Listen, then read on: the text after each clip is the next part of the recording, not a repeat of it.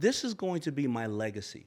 I've done a couple of things in life. I created a brand called Fubo. I've been on a show called Shark Tank. But when I die and go to the grave, I want my little girls to say, because this is more than a book, I want my little girls to say, my daddy started a conversation that made it popular for everybody to come up with financial or educational tools for kids 5, 6, 7, 8, 9, 10.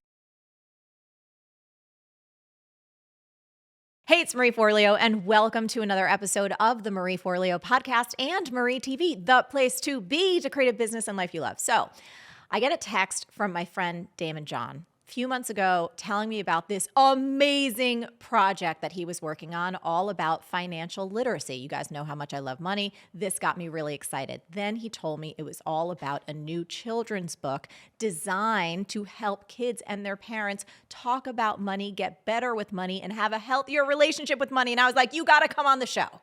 Daymond John is the CEO and founder of Fubo. He's also a star on ABC's Emmy Award-winning TV show Shark Tank. Daymond served under President Barack Obama as a presidential ambassador for global entrepreneurship and works with My Brother's Keeper, Network for Teaching Entrepreneurship, and the NAACP to advocate and empower future generations. Daymond is a New York Times bestselling author, and his first children's book, Little Daymond Learns to Earn, is available wherever books are sold. Oh my goodness, Daymond, look. Little Daymond Learns to Earn. I had so much fun reading this. You read the book. Are I you know kidding you. me? I know you did because you. Oh my God, you That's what I do. Thank you. Yeah. Thank you. It's amazing. So I am so thrilled to have you back on the show. And in the intro, I was saying when I got the text from you and Ted, and I was like, wait, what is this project? I'm like, we have to talk about this.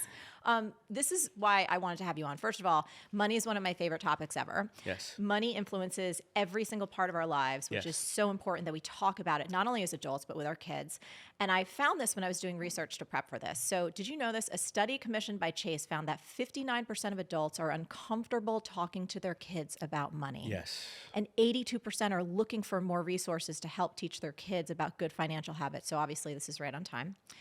And then I got so freaking excited about it. We bought a couple hundred books to donate. You did. Yes. And I am so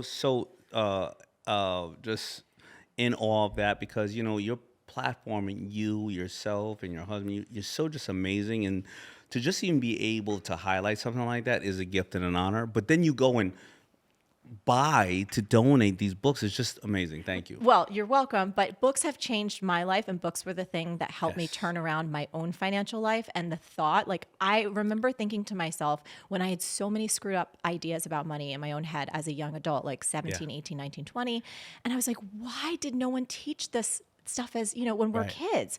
So what inspired this for you? And for anyone that's watching, they're like, oh my gosh, what are the kids' ages that this book is ideal for? I just don't know why you didn't ask me about my hat. Well, I mean, because I'm uncomfortable. You're uncomfortable. Wait. Nobody's talking about Hold that. on a second. Speak for yourself. I am not uncomfortable because you look dope AF in your hat. Tell me about your hat first, Daymond. Oh, this is the wrong hat. Hold on. Okay. Hold for Daymond. Hold for Daymond, everyone. Oh, okay. Oh, this is the hat. Okay. So. Daymond, hold on one second. I saw this amazing movie that I believe it should have won the Academy Award one year, and it was these two guys. They went on an interview in a hat. I think the movie's called Step Brothers, and I realized that this is my alter ego. The hat. You see, Chef Wonderful, Mr. Wonderful has a chef hat, but when I go and I talk to little children, they don't care about my Tom Ford Brioni suit.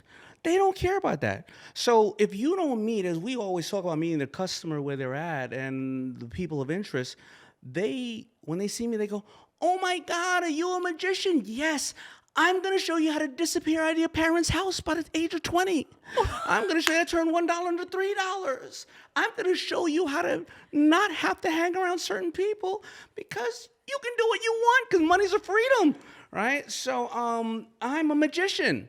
And you know what? When I talk to my little baby girl and her friends, they love the hat. So the problem is with the hat is a couple of adults have said, well, the hat's a little stupid. I said, no, you know what?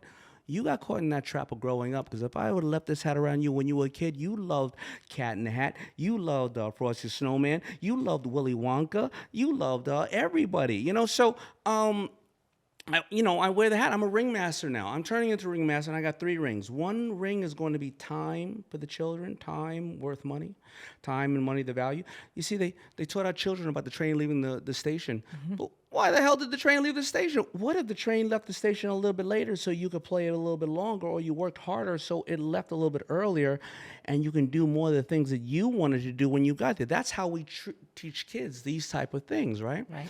So I'm putting on the hat for my children and your children, because I'll wear anything for them, but I have 3 Ring Circus: time, money, and then I'm going to show later on nutrition, right? And that is where this is going to be my legacy.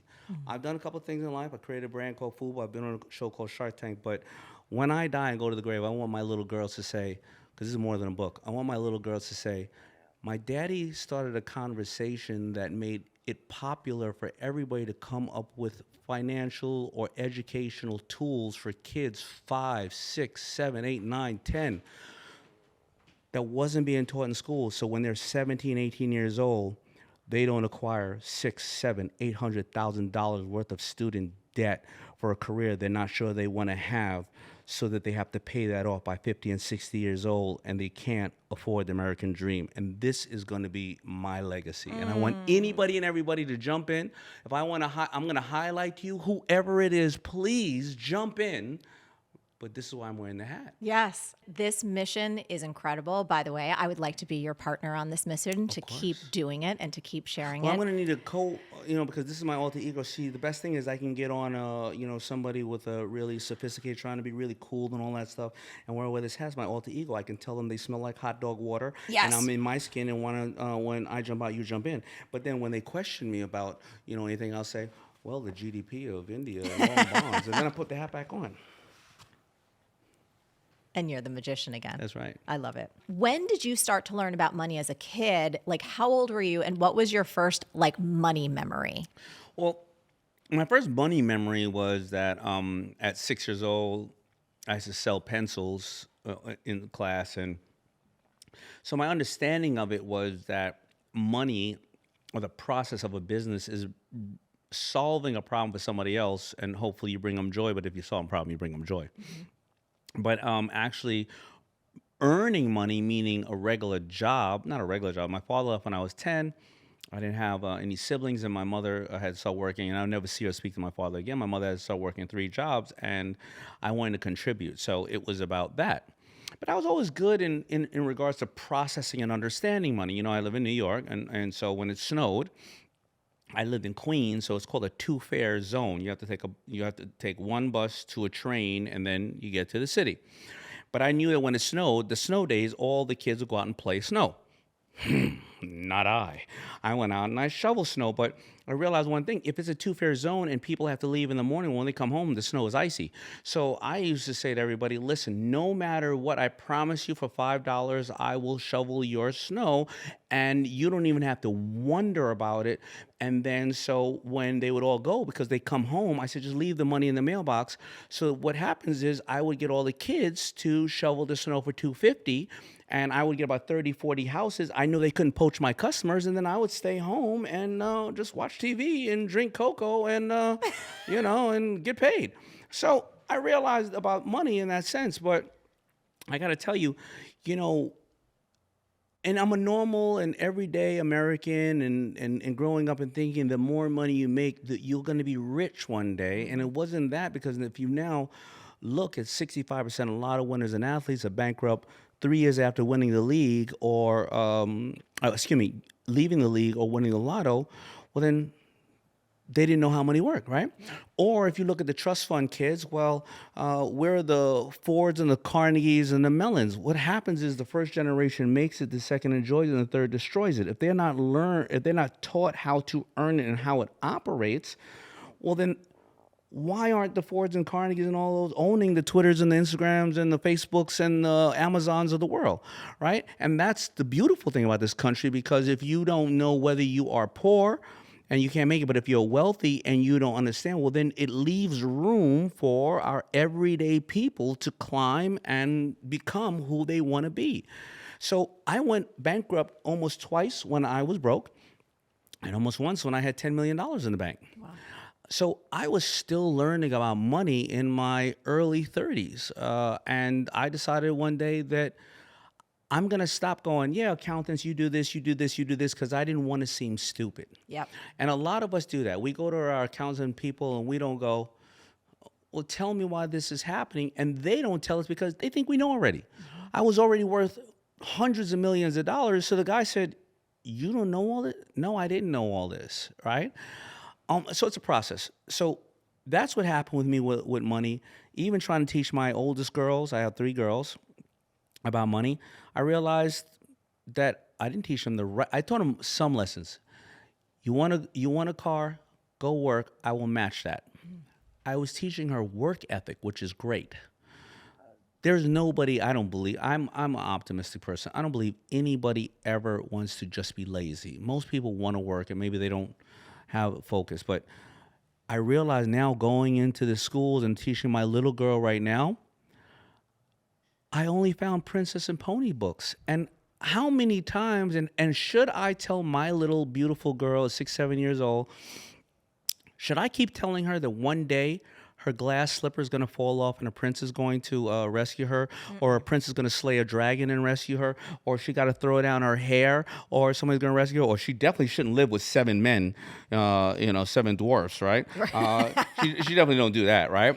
That's not going to be a good look. But I want to teach her how to sell glass slippers or make them for her friends or own the slipper factory. And I want the prince to go, damn, who owns this factory? Miss John over there owns a factory. Yeah. My godson, am I going to keep telling him that webs are going to come out his wrist or he's going to fly? Well, if he loves the Avengers, I have something else here. I have, you know what, instead of this Thanos that's coming in, and I want you to believe and I want you to dream.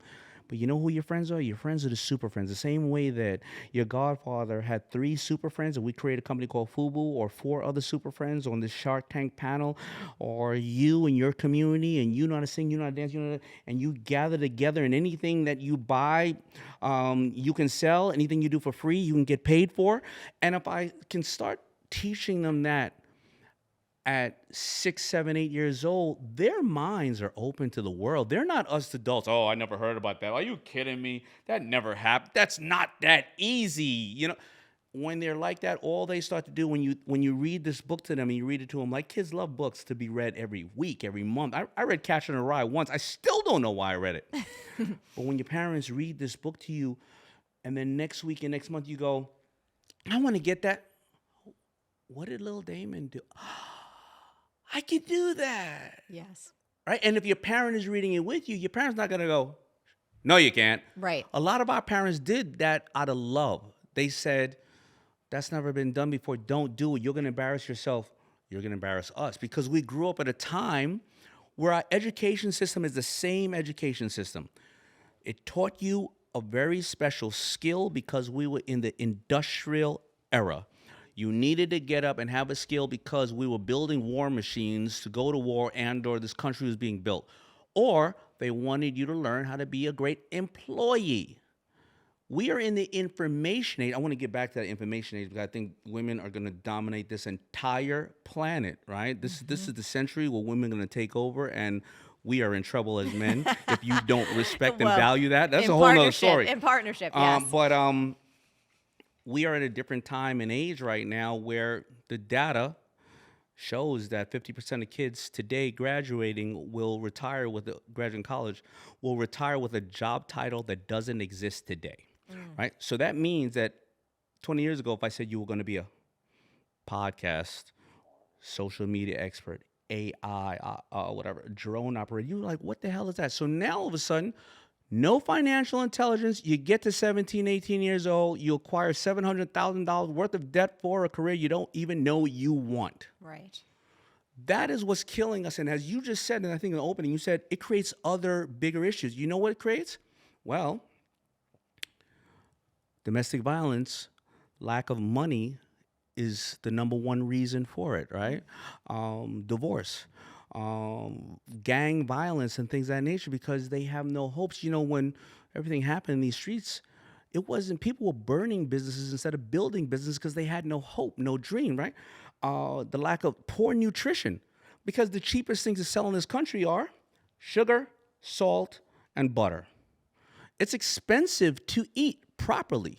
And all of these come from money. So whether you are an entrepreneur like us, whether you are working at a company, or whether you're home, the one thing we all have in common is we have to operate and work off of this system of credit, interest, money, good debt, bad debt, and they don't know what it is. Yeah.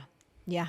No, it's so big. And I love that you mentioned Minka and Destiny and Yasmin and now this incredible tool. So has Minka read the book and is she? Well, Minka doesn't like to read the book because she's shy because Little Daymond Learns to Earn. Little Daymond wants to go get his poster of his famous pop star, Minka J. Yes.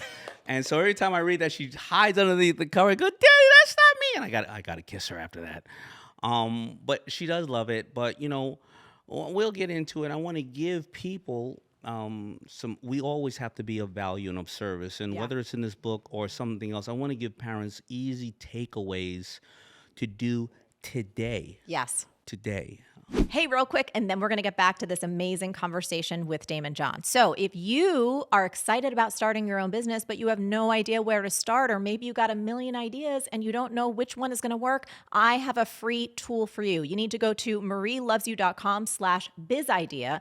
That's marielovesyou.com/bizidea to get this free tool, figure out which idea is going to work, and get your business started.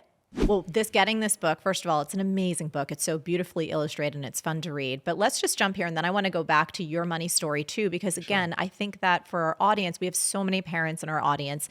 And I believe one of those reasons that most parents are uncomfortable talking to their kids about money is because they're uncomfortable about money themselves. They are. And they could see someone like you who's a shark, who's so incredibly successful. And I want to talk about this. I've made money mistakes in my life, I'm sure, right? And Of course. The more we can just have these conversations, then all of a sudden the parents feel comfortable, like, oh, I'm not stupid for not knowing. We just never got education on this. And then you feel more comfortable with your kids. So let's go to the takeaway so we get that in. One of the things I love about this book is it outlines very clearly the 5 core steps of entrepreneurship. So you want to go through them together? Yeah. Step 1.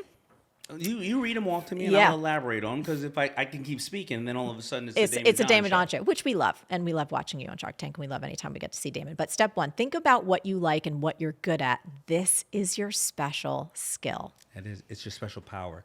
So Siskel and Ebert, if you're old enough like us, they never directed a movie. Oh, but don't you have a movie that comes out without them being critics, right? So it's your special skill. There's a lot of amazing players, Michael Jordan or athletes, Muhammad Ali. If you ever look at their coaches generally weren't the most successful people in that sport themselves, but they analyzed it to such a point where they can break it down. So I want kids to know that for every Michael Jordan, there's 15 other professions around it, and you get to do what you love. The only reason that FUBU really worked is that I couldn't rap, sing, and I definitely couldn't dance like Marie Forleo, all right? So what did I do? I want to get on the rap sets. Well, the rap video sets, they were kicking everybody off. Well, I just had that dirty-ass shirt like this. I'm here to dress the artist. And I got to sit on the video sets and watch the most amazing music artists of my time, Run DMC, LL Cool J, Salt and Pepper, perform, and I would have paid to be there. By the way, I was eating all the free foods at the craft table, and I was talking to all the video girls. So, I wanted to be there. So it was something I loved, right? And anything somebody loves, like being a blogger, you may not have ever traveled, but if you can analyze and break it down why that's part of your dream, guess what? 99% of the world probably haven't been to that place either, and that's their dream too, right? And you're connecting with people. So it's about, that's your superpower, what you love. Step number 2, look for a problem that needs to be solved, and now it's time to take action. There's always a problem that needs to be solved. Every single entrepreneur that I have met that has been successful has said, there's a problem out there in the world, and I thought somebody was going to solve it. Nobody's going to solve it. I'm going to solve it. And by the way, these problems don't have to be another valve in a heart. Right. right? The largest companies in the world, one makes a sugary brown drink with bubbles, Coke. right? What are the top products in Shark Tank history? Number one, my company. So just so you know, when all those other underachievers come on here, you just make sure they know. It's socks. It's called Bombas socks, right? There's nothing new about it. They make a great sock, but you know what they realize? They sell direct to the consumer, and every time they sell a pair of socks, they give away a pair to the homeless community, and they realize that America and the country has voted that, you know what? We can buy from anyone, but we want to buy from you because every time we do something for somebody else. So now they're sending, I'm buying something and buying 10 for you because I want you to know that you gave the 10 other people. Yeah. It sucks. What's the second best product on Shark Tank history, which I lost out on? Which one? Damn Scrub Daddy. Oh, Lori Scrub Daddy. And every time I walk into the grocery store, Scrub Daddy, you know what? I'm going to make them do a little Scrub Daddy, a little Daymond. Yay. You know what I mean? But so again, you don't have to create anything new, right? There's nothing new in this world. The Voice is just American Idol. They just turn the chairs. American Idol is really Showtime at the Apollo. Showtime at the Apollo is just a gong show. Facebook's a nasty chain letter. There's nothing new. It's a new form of delivery and a new customer, and you may make it lighter, faster, stronger, but it's nothing new, and you can solve that problem yourself. That's right. That's right.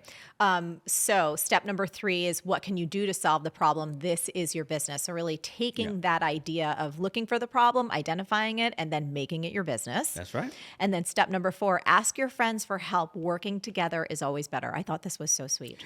But by the way, you know this better than I do. Being an entrepreneur, you need to be vulnerable. Yeah. Right? Everybody thinks you got to be this tough person. No, you should be very confident about what you deliver. But if you're in a room, you need to say, hey, I know this, but I don't know this. Do you know that? Because if you do, well, I can help you with yours. You can help me with mine, and be vulnerable. And people love to hear vulnerability. If you walk into a room, listen, when I first made some money, I got invited into, I think it was like Nebraska or Colorado. I went out there. I had my $300,000 crusted FUBU chain with the cheapest diamonds you'll ever see. Damn. I had my big old beefy bodyguard looking all ugly in the corner. I was in this room and I saw it was, I think, some guy named Buffett, some guy named Gates, all these people roaming around. None of them had on any Louis Vuitton belts, and they didn't have any Alizé at the bar. This place was obviously trash.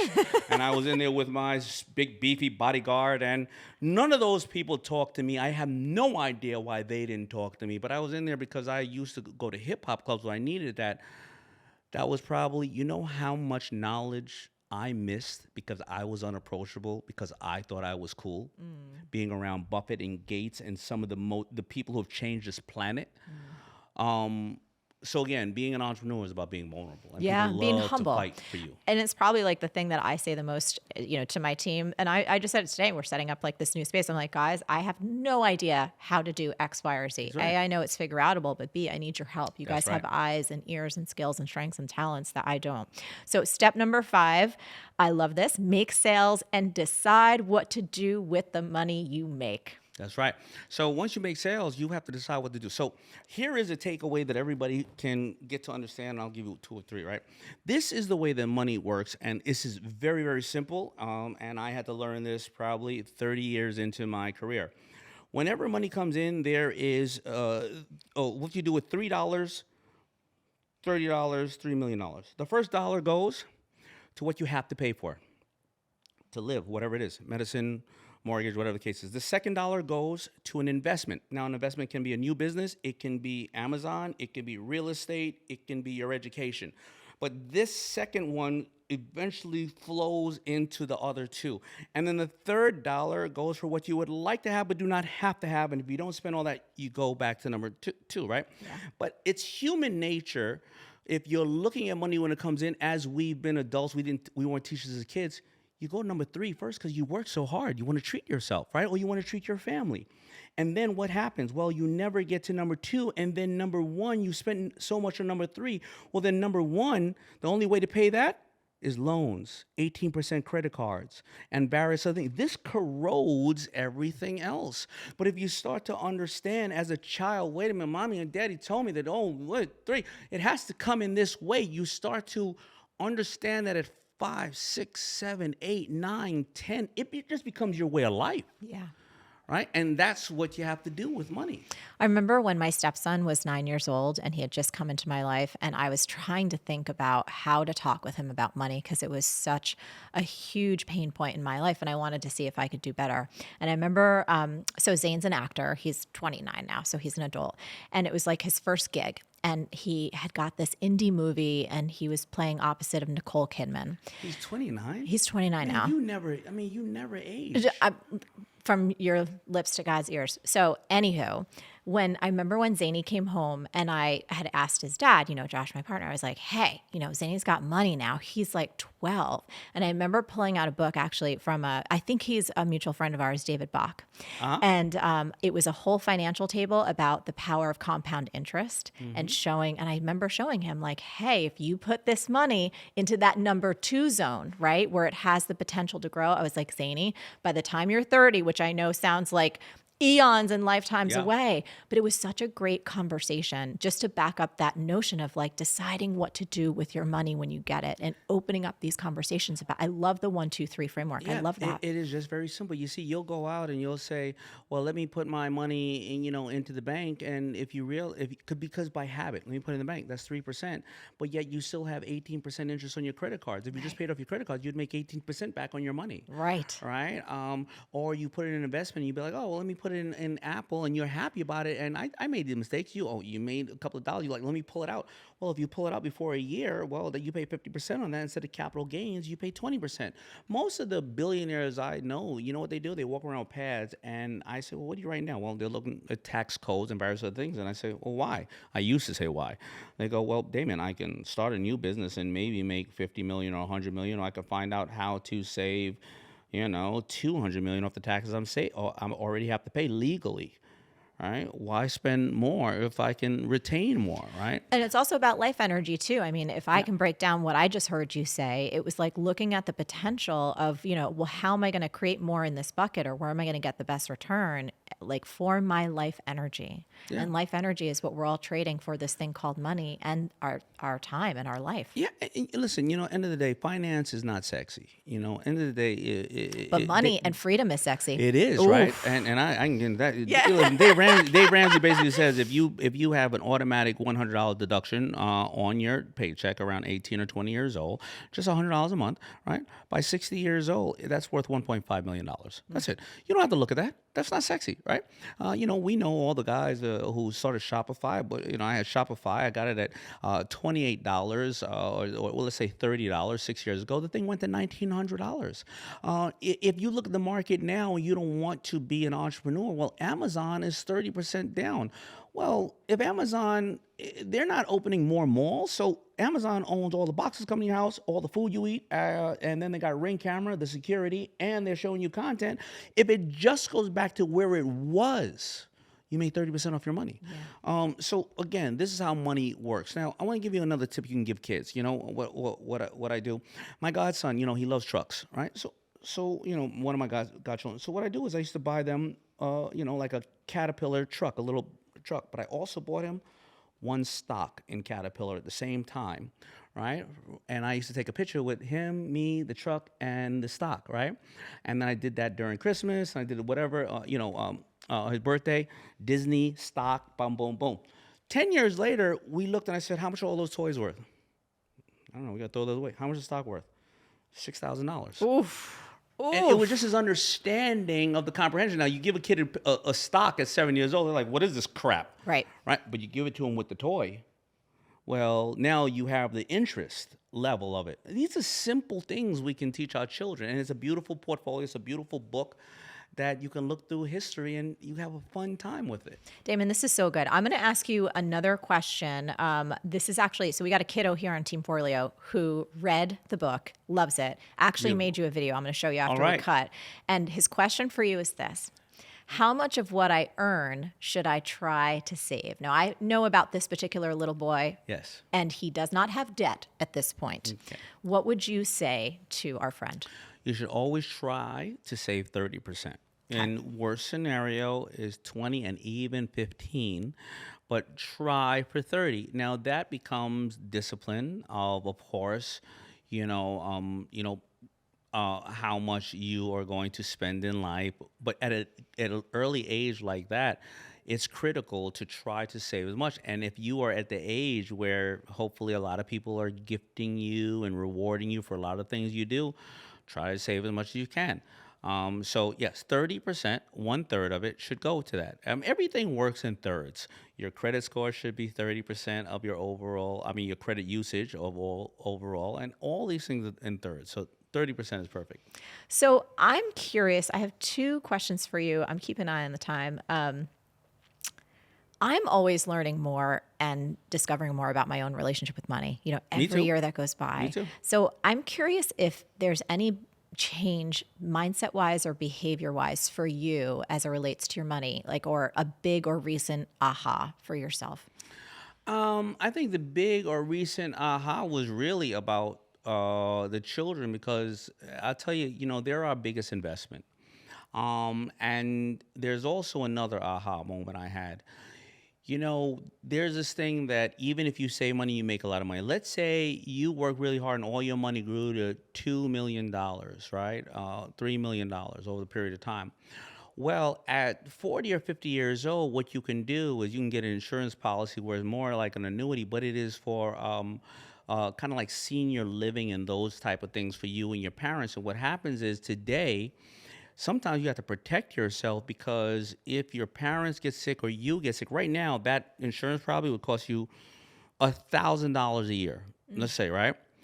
But at 60, 65, God forbid you need to go into someplace for, senior living and stuff like that.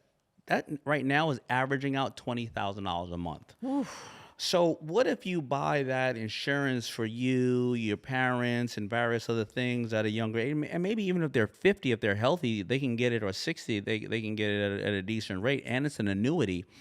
Well, you can have $2-3 million, but if you have two parents that need to go and get additional care and live in an area like that, well, you're going to be out of $200,000 a year, because the government's only going to pay $5,000 of it a month, right?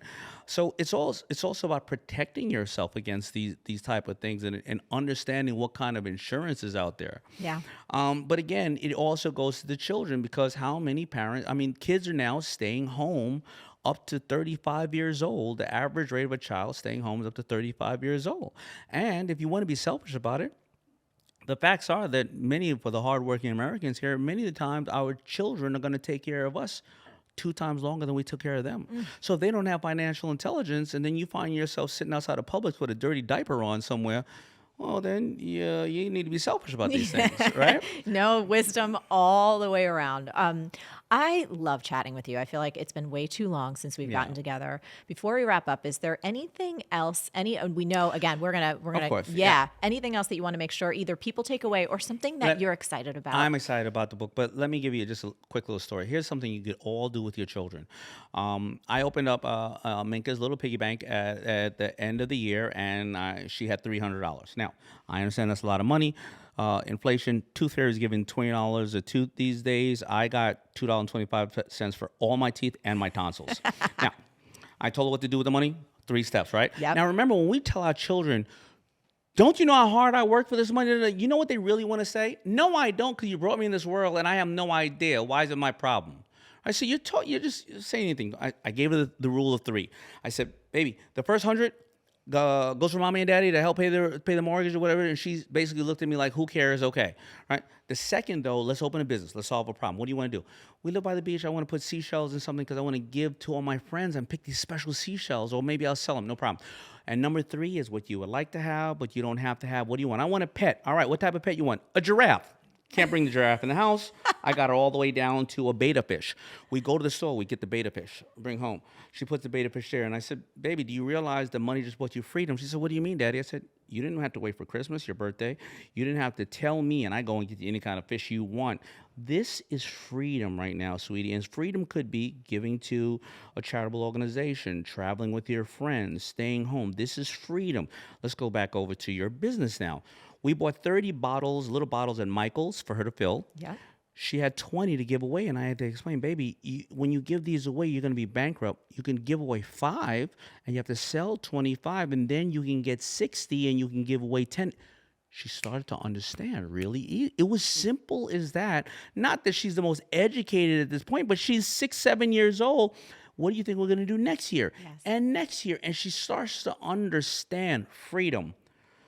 Buying, and by the way, that small percent, you know what that is? That's either tithes or charity, right? And she starts to, it's simple. She understands it's over something that she loves. Yeah. Every parent can do that right now. As simple as that. Daymond, thank you so much for being you. Thank you so much for being such, like I said, I've said this to you before. I say this to you when you talk, but every time I watch you on Shark Tank, I'm like, Daymond's heart is so big. Like that energy just leads in front. You're brilliant in every way, but your heart and your love is just tremendously, it's a beautiful thing, and I adore you. It is an honor, and I'm such a big fan of all you do, and thank you so much for letting me and little Daymond, little Daymond, right? He's hanging out. Little Daymond can hang out with us anytime. Let him stay on the show because he's going to keep learning. We're going to keep learning with him. Yeah, there you go. Keep me posted. Like I said, I'm your partner in crime on this one, or your partner in goodness. And any way that I can always help you, and please spread the message, and let's find some things that you can do that we could just put it in a soluble way for children. That's because right. Everything you do is so actionable that... You know what? Maybe we can do something around money or just entrepreneurship and the figure-outable. I like that. Ooh. It's figure-outable. That's it. Oh. Love you. I love it. Wasn't that amazing? And now Daymond and I would love to hear from you. So I'm super curious. We talked about a lot of things. What is the single biggest insight that you're taking away from this conversation? And most importantly, how can you put that insight into action starting right now? Leave a comment below and let me know. As always, the best conversations really do happen over at the magical land of marieforleo.com. So head on over there and leave a comment now. Until next time, stay on your game and keep going for your big dreams, because the world really does need that very special gift that only you have. Thank you so much for tuning in, and I'll catch you next time on the Marie Forleo podcast and Marie TV. Now, before you go, if you loved this money conversation with Daymond John, then you have to watch this one next. It's with my friend David Bach, and it will teach you how to live rich in every sense of that word. So click here, watch it now. We've got financial goals, but we're going to look at values first. And when we get clear on your values, you'll be unstoppable.